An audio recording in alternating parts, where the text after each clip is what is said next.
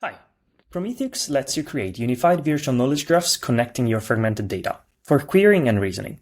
From Postgres to MongoDB, Neo4j, and CSV file, you can basically query and reason over them as if they were in the same place and format, without data migration. So let's start from a project together. For example, company ownership. So we can analyze a large company ownership network with companies, shareholders, and relationship between them. So let's start by connecting some data. In Prometheux, we can define, connect, and reuse simple business concepts on top of your enterprise data to power faster, fully explainable applications. So we can seamlessly integrate with any database and data type simultaneously, and then, without any data migration, query them. So let's start from a CSV file. And we can see that this is nicely connected now. Not imported, just connected. I also want to add a PostgreSQL instance. Now I'm also nicely connected to a PostgreSQL instance with all the different tables that are already prepared there for me. And now, just to complete the setup, let's connect also a Neo4j instance. I have all the ingredients for my project. Within Prometheux, we mentioned that we can define and connect and reuse these simple high-level business concepts. So let's define some. Starting from company ownership in terms of company names. So I define a new predicate, company owns company name, in which I have the name of the first company owning the second one with the number of shares.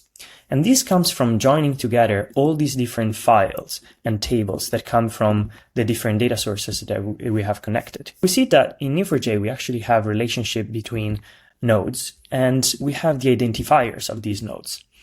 So in order to get to the names, we need to join it with this dataset that contains node ID and company ID. And the company ID is going to lead us to company names.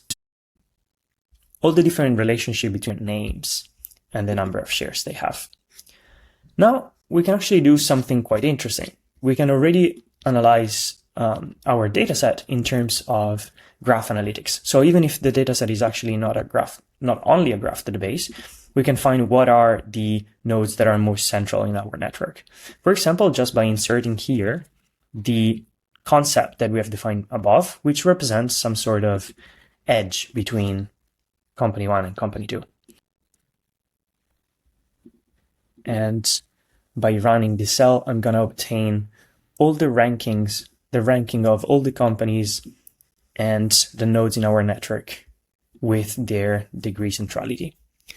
And what I've used here are just reusable concepts that one can include in their virtual knowledge graph. So if we now want to visualize what we have created, we can select all the concepts that we want to have in our virtual knowledge graph, starting, for example, from company ownership between companies. So we see here that all our datasets are connected to these high-level initial concepts that then lead to the most important one for now, which is company owns company.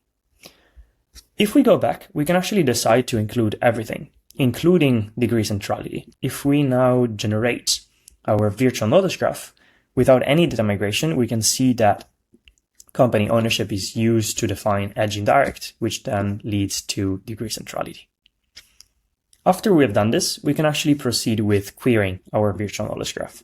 For example, finding out who are the companies or the entities that own more than 90% match these logic.